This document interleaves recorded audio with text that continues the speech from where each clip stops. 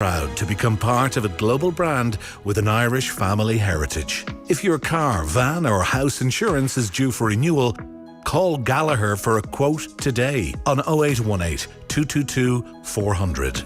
Arthur J. Gallagher, Insurance Brokers Ireland Limited, trading as Gallagher and Polsky Quote, is regulated by the Central Bank of Ireland.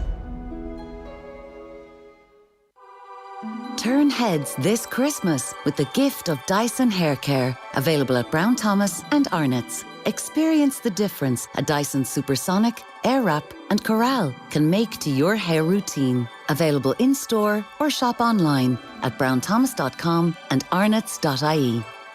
Some years ago, I was the victim of a serious crime. The person serving a life sentence for that crime now has an opportunity to apply for parole. But I also have an opportunity to have my voice heard by the parole board.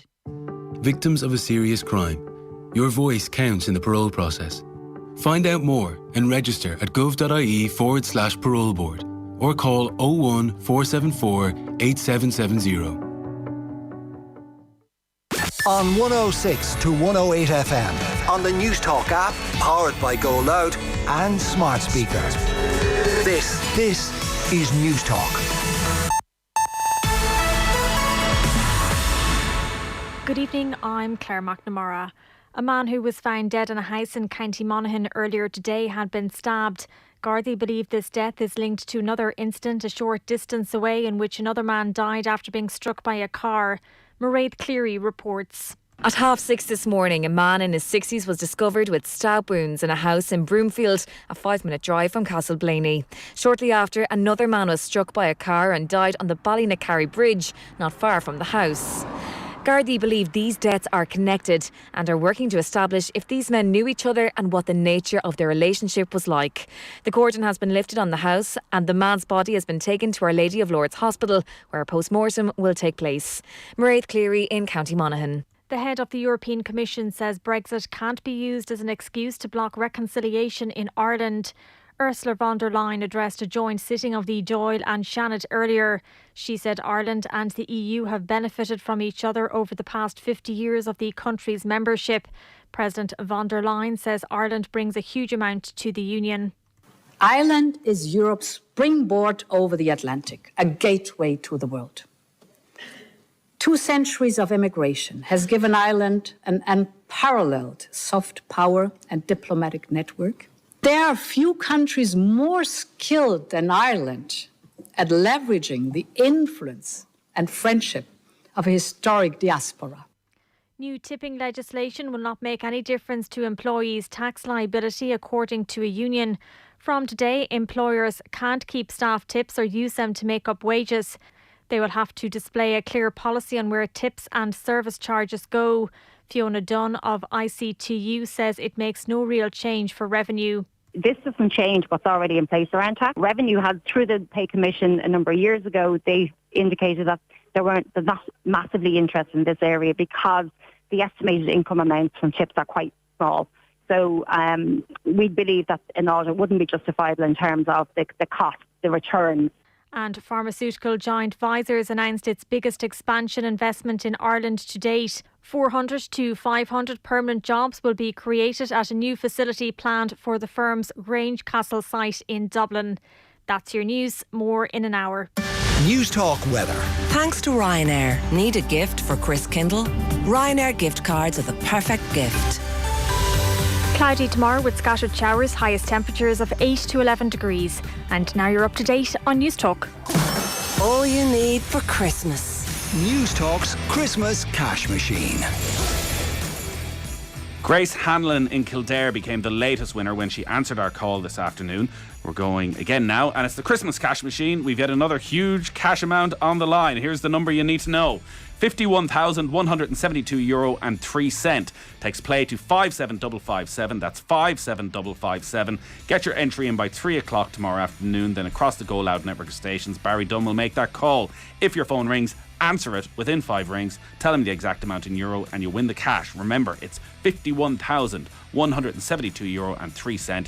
Over 18s only. Text cost $2.50.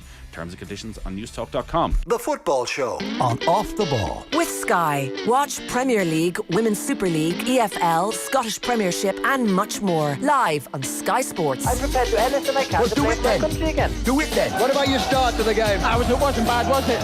Why should an honest answer be a mistake? How can a modern day manager not have a mobile phone? Why should he? You're welcome along to Thursday's Football Show, a night of high drama at the World Cup. We are officially writing off the Germans, unless, of course, they decide to take this to the Court of Arbitration for Sport over Japan's second goal against Spain, which we've now seen about 50 replays of and can't quite decide whether the ball did actually go out of play or not. There is no goal line technology there. It is VAR making the decision, and they decided that the ball, as it was being pulled back, didn't go out of play, even though no part of the ball is touching the line. The curvature of the ball may well be over the line, just an inch over the line, and VAR decided it was still in play, and it was pulled back and knocked into the goal. And the big story, if you're just joining us, if you're just hopping in the car this evening, is that Germany are out of the World Cup and Japan have topped Group E. Japan beat Spain, came from behind to beat them by 2-1. Germany came from behind to beat Costa Rica 4-2. There was a moment earlier where both Spain and Germany were going out, but Japan, despite losing to Costa Rica, have finished top of the group ahead of both Spain and Germany. So Costa Rica will play Croatia in the last 16, and then it is going to be Spain against, remind me who Spain are getting? Morocco in the last 16. That's because Belgium were knocked out today. It's been another insane day at the World Cup. I'd like to be joined by Damien Delaney. Good evening, Damien. Hi, Nate. How are you? Have you looked at the replay? Have you looked at 18 replays? Souness ain't happy about this, I can tell you. What's Souness saying? That the ball was out. It's hard. It's very hard to tell. And I presume the rule, I don't know, rules change, but it's the whole of the ball and the whole of the line. I think that used to be the rule. I think that still is the rule. That's always been the rule. Yeah, so that's never going to change. There might have been a subtle change there. I was saying it's probably a little bit similar to the John Stones incident, Manchester City against Liverpool a few years ago, that people say was the one that won Manchester City the title, where 9/10 of the ball, if not more, is over the line. Yeah. And in fact, there's no part, because the ball is rolling along the ground there's no part of the ball actually touching the line, but the outside curve of the ball is maybe still just over it. Watching the coverage there during the news, Peter Walton was on giving his expert opinion. So I thought actually initially that there would be that technology that would tell you exactly on all lines on the pitch whether it was over, whether it was inside or out. It seems that's not the case, but he was making the point that the goal line technology, because it was so close to the post, that may actually have helped the VAR, and they may have been able to see through that whether the ball went over the line. Either way, it's never going to be overturned. No, it's not. And do you know what? In fairness, it has to be clear and obvious error. Nobody called it at the time. It's ridiculously close. And I think the correct decision, just let the goal stand, unless there's irrefutable evidence that it definitely all the ball crossed all of the line. Then I think it is probably the correct decision. Listen, Damon, there's nothing I hate more than nations going on about how they were wronged about some decision that cost them about the World Cup. Just get over it and move on. I know where this is going. Get over it and move on. So it was an absolutely insane couple of hours. I was watching the first half thinking this is a quiet night at the World Cup, relatively straightforward. Both Germany and Spain winning 1-0 at half time. We'll get on to Germany first, but Spain start this by putting 7 goals past Costa Rica. We're looking at Pedri and Gavi and thinking a new generation has arrived that's going to dominate, maybe this World Cup, dominate football over the coming years. And they've just been incredibly flat over the last couple of games, particularly tonight. Was that a bit of complacency, maybe sparked by the immaturity of a couple of young players who think it comes too easy? Yeah. I mean, it's hard to. I mean, they were imperious in their opening game. They were incredibly good, and then they have a really, really good 1-1 draw against Germany, and then they're kind of in a funny position where they kind of, they think they need a draw to get through. Then they get their noses in front. And Japan just wouldn't let it go. They kept at it. And I tell you what, at 9:10 tonight, they were out of the World Cup. You know, after 60 minutes, when Costa Rica took the lead against Germany, they were out. So they went from being like a contender or someone's thinking that they can be the ones to go on and win this to being out of the World Cup, and they just scrape in by the skin of their teeth. And then you're thinking, could they go and get an equaliser against Morocco and give Germany a leg up? And then that would have meant Germany would have made it. But then you look at who they're playing in the round of the last 16. I wonder, did someone do the math and think, would we prefer to play Croatia? Would we prefer to play Morocco? And did they just kind of, just sit on what they had, and they realised that, there's no point in us, trying to go and get an equaliser here, which would put us top of the group. I think all my math is correct there, Nathan. I'm not sure. But yeah, no, you're right. It did. Now, in fairness to Spain, it did feel as though they kept pushing till the end. They were still creating half chances right up till the end of the game. We haven't had time to do the statistics going all the way back to 1930. I do wonder how often the thing of, we're avoiding Croatia, we're getting Morocco, how often that actually works out for teams long term. Like Spain, you're as flat as you are tonight. Morocco have just finished top of the group. Maybe it's not that straightforward. Like Croatia, been average enough so far as well. Yeah, absolutely. And this is like, for me, this is where the World Cup gets good. It's nights like tonight. It was my World Cup experience for the last week or so has been kind of come in, watch a couple of games, watch a little bit here and there, watch maybe a highlight show late, but it was very, very kind of passive. But I think tonight was the night where I was actually stood in front of the TV and trying to do the math in my head of who needs what. And I think this was probably the moment that sparked me into this World Cup now, because it is do or die, especially for a lot of teams now for the third group game, and obviously the knockout stages start. So I think now is probably the moment where my interest will be peaked, and I will be scheduling my day around getting home to watch World Cup games. What do you make of the decision to play Rodri at the back? I didn't watch the Spain game tonight, so I'm not entirely sure. I only just saw a brief few highlights. Is that where he played at centre back? Alongside Pau Torres. Yeah, interesting that. They obviously have Sergio Busquets in the middle of midfield. Yeah, obviously, yeah. And I suppose maybe who's Eric Garcia was the centre-back, I think, that's in their squad. 100% sure about that. But, I mean, Rodri's more than capable to play at centre-back. But it's a big ask when that's not his natural position. But maybe he's been doing well in training and he just wanted to get him in the team. But I'll watch the highlights of the game later and see how that one panned out. But I think that could be the first and last experiment like that. But it'll be interesting to see how that plays out. So what about Germany? Obviously, because of their history at the World Cup, it will seem as a massive shock that they go out in the group stage. But German football at international level, it feels as though it's been a struggle for quite a while now. Is it just when you look at that 11 that there isn't the quality? Yeah, I think there's certain amounts of quality in that German team, but I don't think they're stacked with 11 real top tier players. I can't wait to see how Musiala develops over the next number of years. He was brilliant tonight. That was the game I watched, the Germany game. I thought he was incredibly good. And he's 19 years of age, and he was the one that was driving Germany forward. He was the one that was creating chances. But then you kind of look at the centre-back area. Sula, we're always kind of not sure about him. He always seems to get it done. And you have Raum playing at left-back. You look at Sane. How much has he got to give? I've watched a lot of his games in the Nations League this year. He never looks too, I won't say bothered, but he never looks too motivated. He never looks like he's killing himself or he's doing all that he can do. He's just comfortably playing in third gear, which is adequate. Gnabry, maybe put Gnabry in that type of a bracket, but you always think there's more in him as well.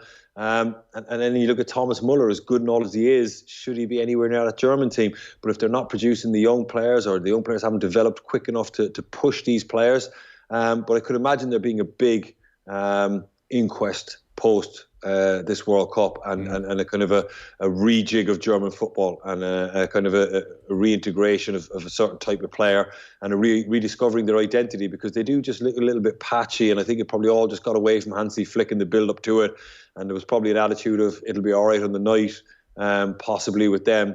But it wasn't, and they really, really did pay dearly for that opening day defeat to Japan. I mean, they got a credible draw against Spain, did reasonably well, and tonight they were pretty good. I mean, they deserved to win comfortably. I know Costa Rica took the lead, but they were really, really good tonight. They hit the post, they created loads of chances. Then Musiala was incredible. I think they had 24, 25 shots. Was he playing as the number 10 tonight? Yeah, and he was just so good, honestly. Outstanding. What's he doing?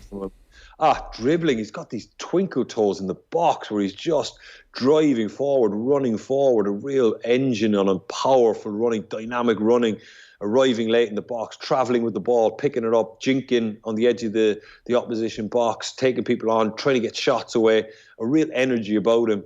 And for a kid that's 19 years of age, his development is something I'm going to keep a close eye on over the next number of years, because I think he's going right to the top.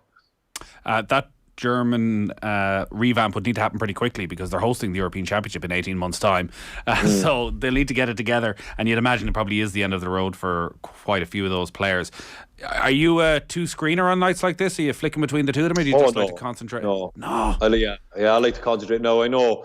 With the permutations, I was keeping an eye on my phone, what was just on one of the apps, just what of the scores that were coming in. But I'd rather sit down and watch the highlights of the Spain game later.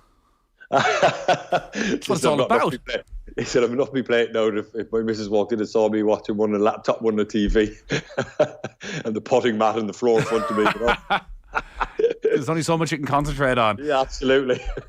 So I think you were probably open enough beforehand that you weren't sure what to make of this World Cup, and obviously there's so much football, it's been so relentless that you probably hadn't found the buzz for it. Now that you're finding your way into it, what has stood out for you over the last few days?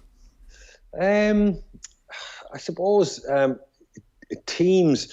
I kind of had this kind of theory that like maybe a lot of teams are struggling to switch gears, from the short turnaround. There was no build-up time for the teams coming into it. They all played in their domestic leagues one weekend, and the following weekend they're in Qatar. And ordinarily, teams would have 4 or 5 week build-up, and there was a chance to get into it. They had lots of work done on the training ground. They were away on these camps, and everybody was fully focused. I just think it was a little bit kind of rushed. All the teams were crowded in. They flew out to Qatar, getting themselves settled, were training. There was no time just to kind of to switch gears, is kind of the phrase I'd use. And that's why a lot of teams got caught cold, the likes of Germany and Argentina. Well, Roberto Martinez, right from the start, even when they won their opening game, was saying he felt it was a major factor for Belgium that they only arrived on the Tuesday.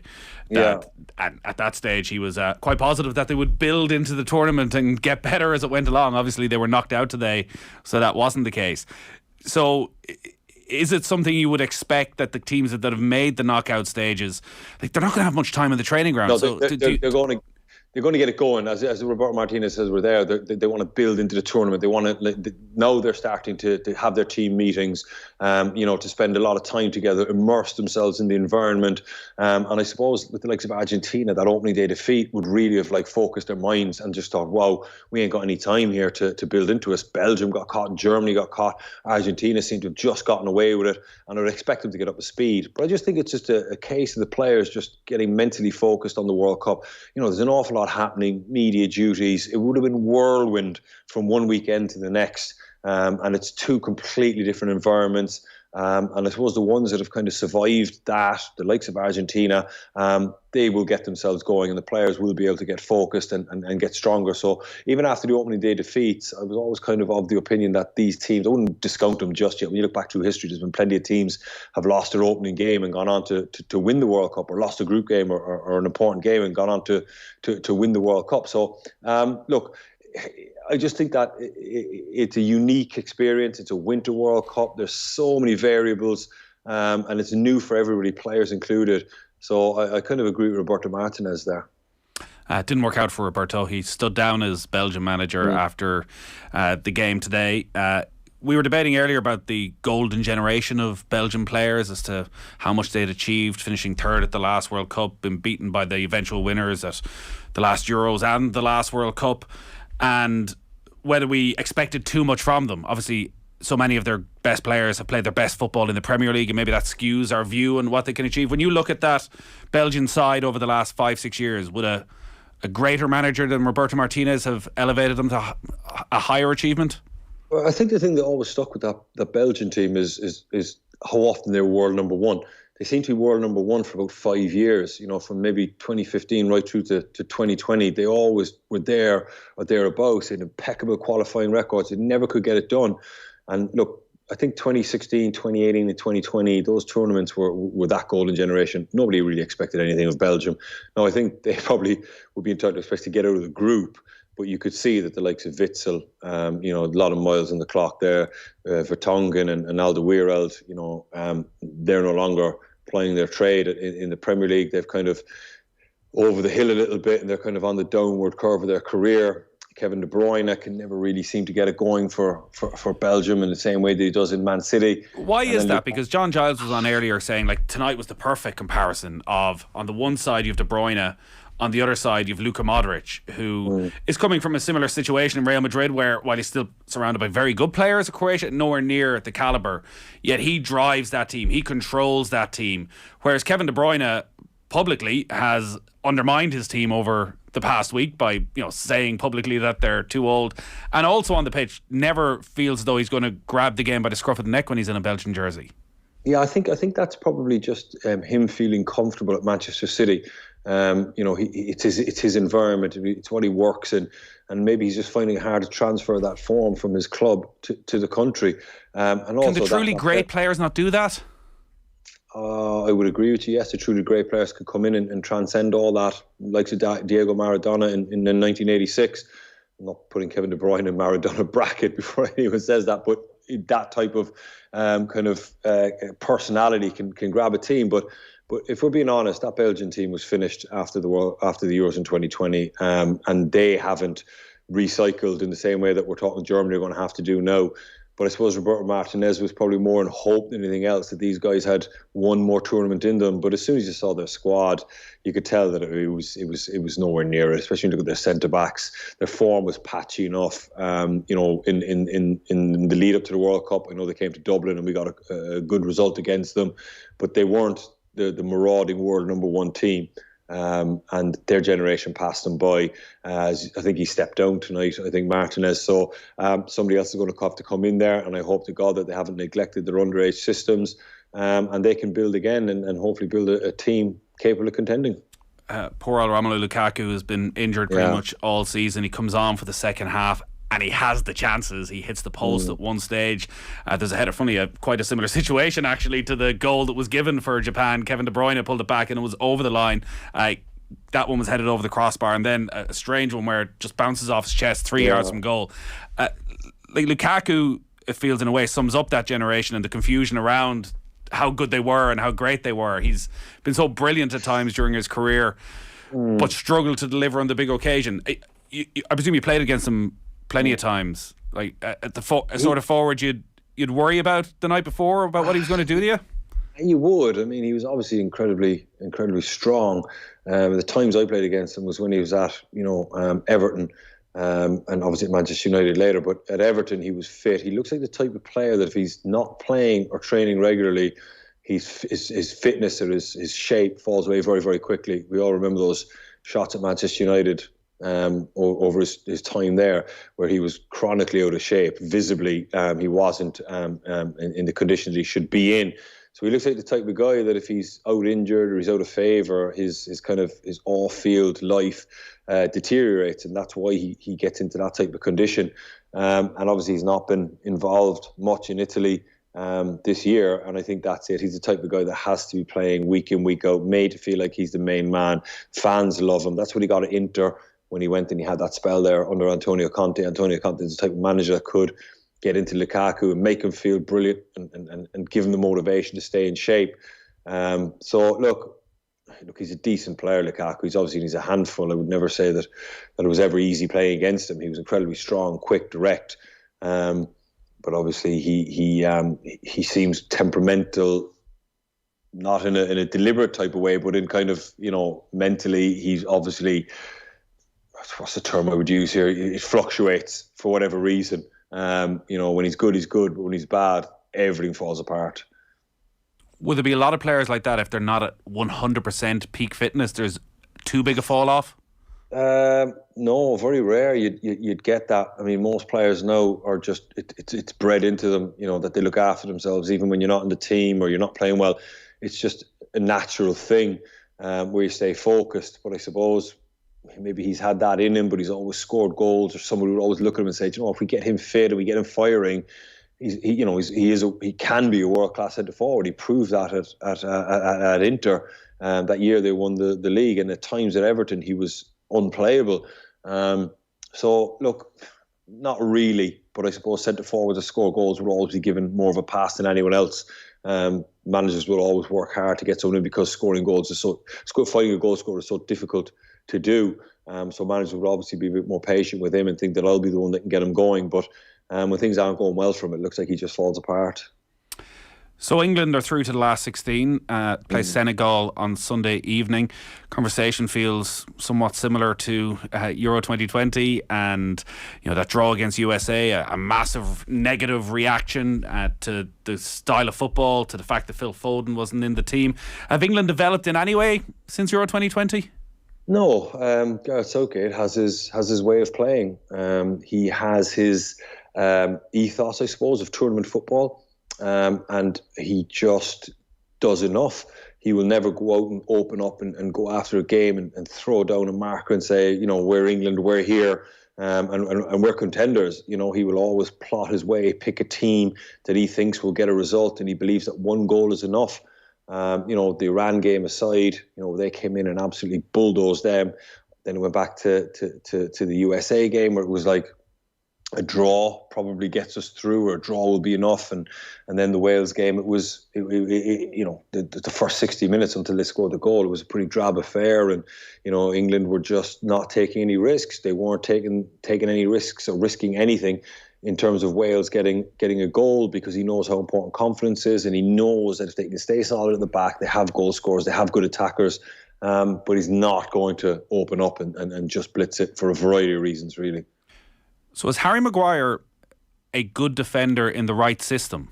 Yeah, and that's why. Like as soon as he picked a squad and Gareth Southgate picked Harry Maguire, you knew straight away that he wasn't going to deviate.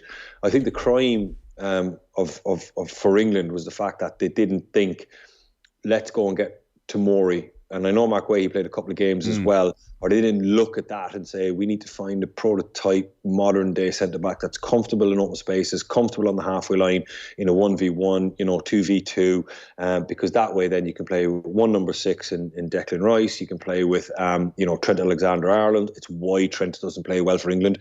We saw in lots of Nations League games leading up to this, where he played a flat back 5, I think it was Italy in one of the games, and he played Saka he was listed as a left wing back, but he played left back in a back 5, right next to Harry Maguire, and he never once looked like he was getting forward.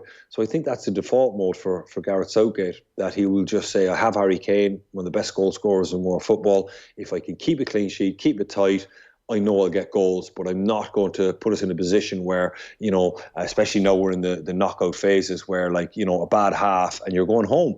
And if he decides, against Senegal, I'm going to open up here and I'm going to take the game with a scruff of neck, I'm going to dominate possession, create chances, and we're going to force the issue here.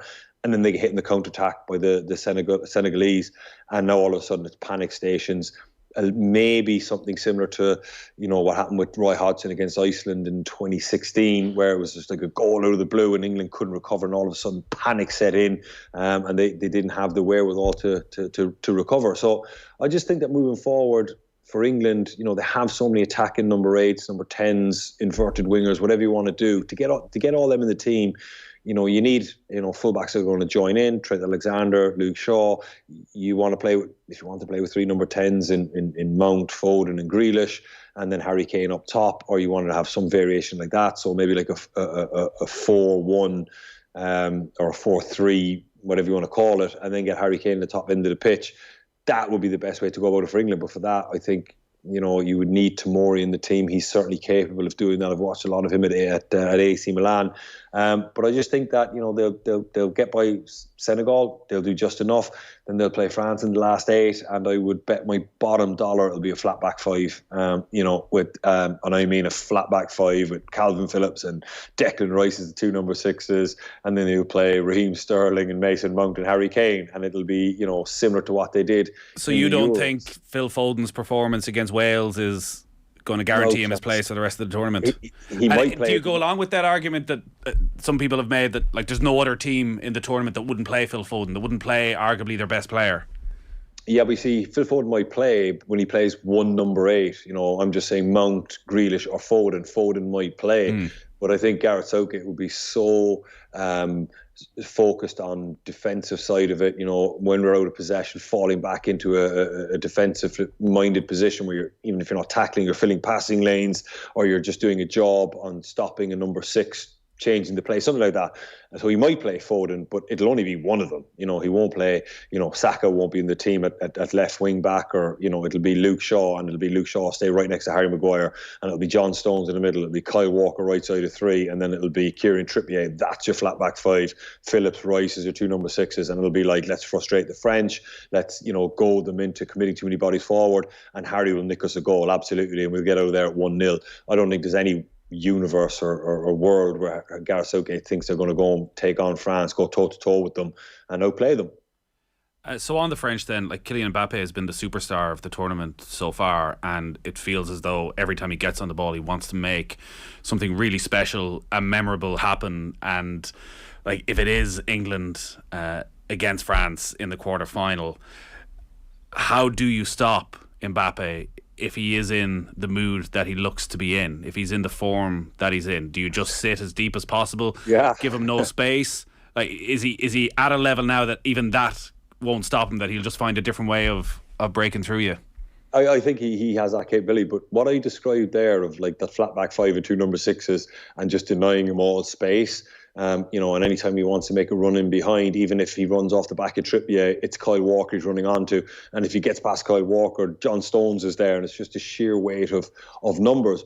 But the big issue I have with the French, or the beauty from the French point of view, is I think Griezmann's been very, very good in this tournament, and then you have the pace stretching in behind of Kingsley Coman and Mbappe, but Griezmann's role just floating, just picking up pockets of space. It's almost like, you go and do your thing and try and commit midfield players, try and bait defenders to come out and close you down, and hopefully the pockets will open up, and then we'll have the penetrating runs of those 2 wide players, and then you have the focal point of Olivier Giroud. So the French are really well stacked, but I think that the English, when they play against Mbappe, they're just going to put Kieran Trippier at right back and Kyle Walker at right side of 3 centre-backs, and then just say, well, between you two, you should be able to deal with it.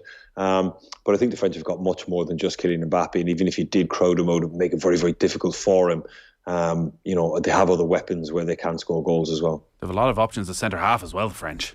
Yeah, absolutely. And Varane obviously rotated in there for one of the games. Good to see him back. So, you could think of him playing at centre-back, and then you got Camavinga, a truly brilliant central midfield player. So look, they have a lot. They really have a lot.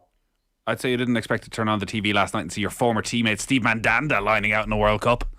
I know, crazy, absolutely crazy. Really good fella, actually. Rocked up at our place in 2017 or whatever it was. Didn't last long, to be honest. I think he got homesick, or he wasn't feeling the best. But really nice fella. Spent a little bit of time with him, a little bit of broken English, but really nice fella, and I'm delighted to see him. He has his World Cup medal, and obviously now he's part of the squad as well. Better than your other teammate. Is there only 2? I was trying to figure out how many players who were playing at the World Cup that you've played with. The only other one I could see, poor old Wayne Hennessy. Oh yeah, devastated for him. He got caught badly, and I felt really bad for him because he's a nice fella. He's a gentle giant, Wayne. There's no malice in it, but it was a red card. The way he came out, and as soon as you don't make contact with the ball and you're that wild. It's just unfortunate it happens. He was just a split second late with his decision, just couldn't quite get there, and it was a deserved red card. But look, he's a big boy, Wayne, and he'll get over it, I'm sure. So what else that stood out? Anything else you kind of looked at and thought, what, that's interesting, didn't expect that? The Portuguese, they're my guys, my little outsider in inverted commas, I suppose. I know they're not an outsider because they're a tier 1 nation, but what really happens in the dressing room when Ronaldo's trying to claim that goal? Jokes, to be honest with you. You know what I mean? Everyone's laughing at Cristiano Ronaldo there, saying, because I promise you, every other player in that changing room doesn't care. Cristiano, you can have it if you want. We don't care, and he'll be the one begging over it. He'll be the one, and it'll be a theme, a joke. I'm pretty sure that when they arrive home, someone will have like an afro wig or something and just saying, if your hair was a touch longer, then you might have had it, or so something. It'll be humorous, absolutely. The players will just be laughing at him and his desperation to try and claim a World Cup goal. So no, there's nothing major. That's just Cristiano being Cristiano. But I like the Portuguese. I like their balance. I like their setup. I like the way they're looking. They're probably a team that can absorb someone like Cristiano. They got lots of legs in midfield, technical players that can retain the ball. They don't really need a number 9 that runs in behind or fronts up to link the play. He just needs to keep himself in between the width of the goal, hang around the penalty spot. And they got a good squad. They're well stacked at centre back. They got some fabulous players on the bench. We look at Leao and João Mario. So I got a nice feeling about them. I'm not saying they'll win it, but I think they'll go a lot further than any of us think. Yeah, the draw with Spain, I think now we're going to end up on their side, so it could be a Spain-Portugal quarter-final potentially, depending on how it all works out. Ruben Dias, obviously, I'd imagine a key part of that, just before we go, and has been, by and large, first choice and been Manchester City's best centre-back over the last couple of years. A sense at times this year that maybe he hasn't quite got to that level. Do you think some of those guys we're just waiting for this? We're waiting for the World Cup? In terms of their form at Manchester City? No, I don't think so. Not at all, no. These players are just, it's year-round football for them. I think that's one thing that kind of fail to see, is that these guys are just on the go. They get a couple of weeks off in the summer, and there's Nations League now, and they're playing twice a week. So they're going to have periods where they're not in peak, condition. They're not the rampaging or marauding centre-backs that we've seen. Same with Van Dijk.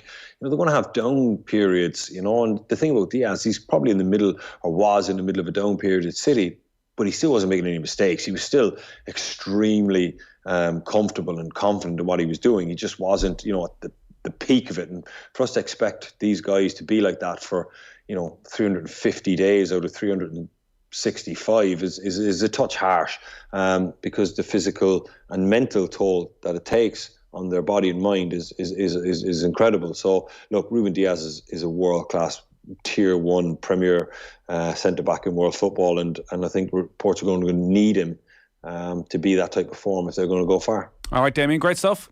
Brilliant, man. Damien Delaney there with us on The Football Show. All our football brought to you by Sky. All the football you live in one place across Sky Sports, BT Sport and Premier Sports. Football on Off the Ball. With Sky, proud partner and supporter of the Republic of Ireland women's national football team.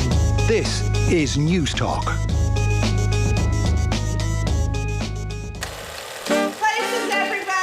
On Movies and Booze this week, we'll be reviewing After Sun and Lady Chatterley's Lover. We'll also be speaking to the man who's trying to complete his collection of wheelie bins. And what is permanent jewellery? That's this Friday from 2 p.m.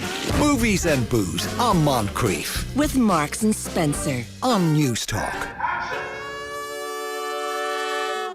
This holiday season, .ie, the managers of Ireland's trusted .ie online address, have teamed up with Guaranteed Irish to encourage shoppers to keep it local and shop from Irish retailers. When you spend €20 with any local Irish business, it's worth over €100 to the Irish economy.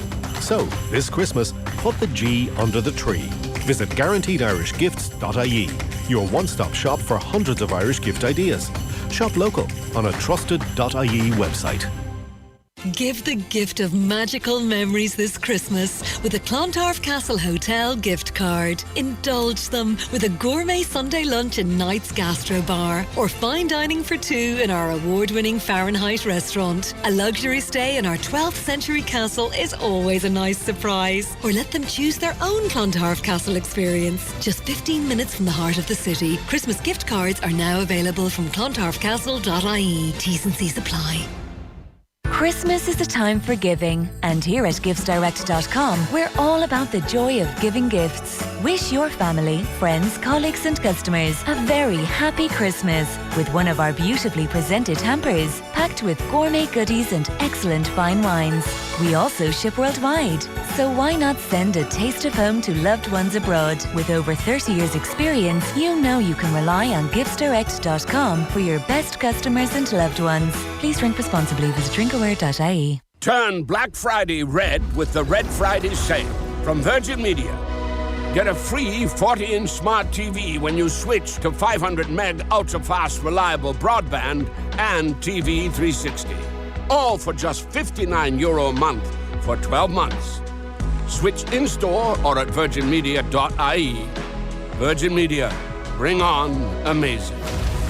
T's and C's apply. See virginmedia.ie, subject to availability. New customers only, 12-month contract. TCL 40-inch TV free to new customers taking 500 meg plus big TV bundle. €59 a month for 12 months, €99 thereafter. Ends December 1st, 2022.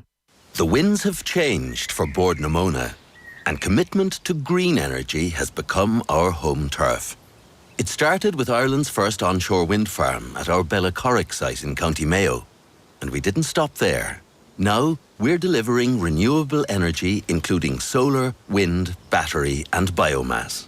Surprised? Well, now you know. We're more than Mona. For more on our climate solutions, visit bordnamona.ie. It's the final days of the Harvey Norman Black Friday sale and your last chance to get our best Black Friday deals. Save €300 on the Asus Swift 1 laptop. Tough, lightweight and thin, now only $399. Or get Epson EcoTank printer for cartridge-free low-cost printing, now only $199, save €40. With our best prices guaranteed, in-store and online. So why shop anywhere else? But hurry, the Harvey Norman Black Friday sale must end soon. Don't miss out. Football on Off the Ball. With Sky, get more of the sports you love on Sports Extra with BT Sport and Premier Sports. This is News Talk.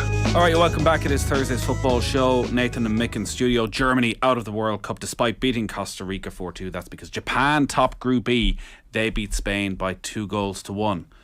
The debate rages on. Oh, it does. The debate rages on. I'm getting bored of it now already. But I have the football here to give definitive proof that it's an optical illusion. So there's any amount of photographs online of the ball is clearly over. So if you look there, is that we don't have the angle there?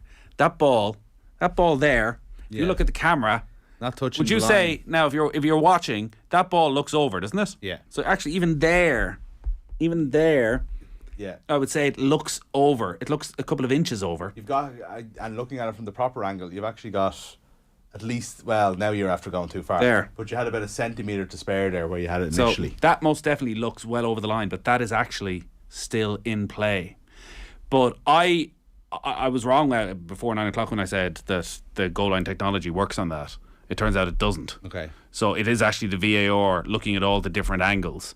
Peter Walton made the point that because it's so close to the post, they may have been able to use the goal line technology. The camera's there to help them, but also there's a player's foot in the way. So it's not as definitive. You kept talking about it, and we had the ITV footage on, and they were talking about when the FIFA saw a definitive goal angle, but it's like the only angle that we saw that was in any way head on. I thought the ball looked like some of it was on the line.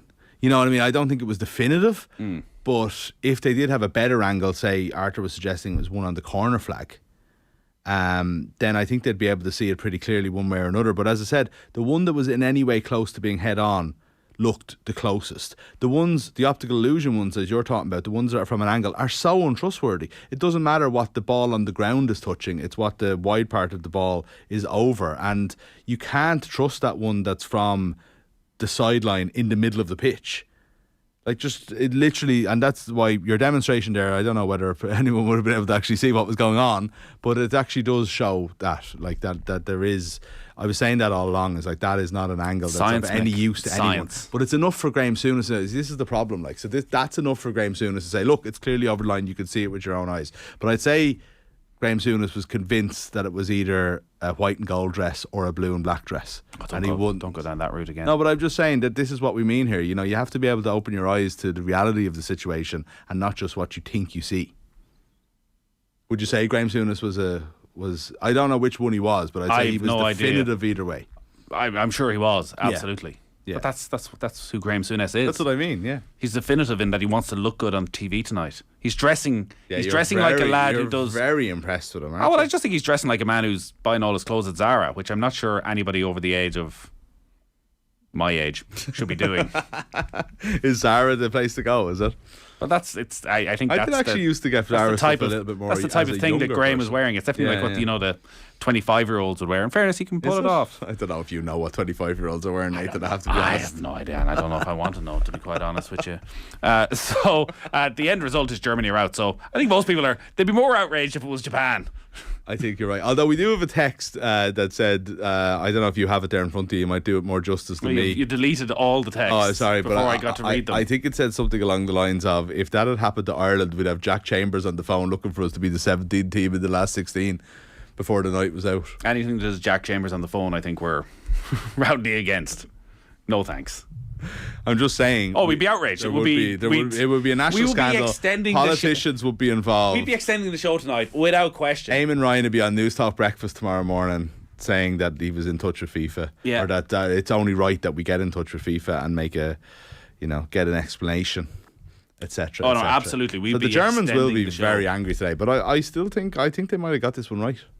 Okay, so that is tonight's football. Tomorrow night, are we going to get more drama in the World Cup tomorrow? No, tomorrow's going to be nice and calm. Tomorrow, well, we've already got Brazil and Portugal through, so there's going to be no real drama there. The other games tomorrow, by the way, if you're planning your Friday. So 3 o'clock, Ghana, Uruguay, South Korea, Portugal. That's in Group H. The setup there is that Portugal, as you say, have qualified on 6 points. Ghana on 3 points, South Korea on 1, and Uruguay on 1. So if South Korea can if Ghana can beat Uruguay, and Portugal beat South Korea. Yes, I'm now doing the live on air. And we don't have time for it, Nathan. Okay. Listen, it's going to be a great There's football on tomorrow night. It's going to be a great day. And there's another group too with Cameroon and Brazil and Serbia. My dark horses. I'm still waiting and waiting and waiting. And the draws just opened up so beautifully if they could do something. I think you may have to continue to wait. But okay. Although Switzerland, I would say John Giles would describe Switzerland as no great shakes. No great shakes, okay. All our football brought to you by Sky. All the football you'll live in one place across Sky Sports, BT Sport and Premier Sport. Football on Off the Ball. With Sky, proud partner and supporter of the Republic of Ireland women's national football team. This is News Talk. Choose your MasterCard this winter and you could get €10 back when you make 3 purchases. Maybe it's the bus to work, popping out for milk, or bringing home food for the cat. Why not make us your payment card of choice? Register now at mastercard.ie/register to get, and you could be one of the first 20,000 people to get €10 back with 3 purchases. 18 plus Republic of Ireland residents. MasterCard cardholders only. From midnight 10th November until midnight GMT 11th December 2022. Offer ends when 20,000 entrants have qualified for cashback. Full T's and C's, mstr.cd/IE terms. We're all connected to something. For Audi drivers, it's technology. Even more so now. With a complimentary Audi data plug and installation when you book your next Audi service on audiservice.ie. Get up-to-date vehicle information. Optimize your drive.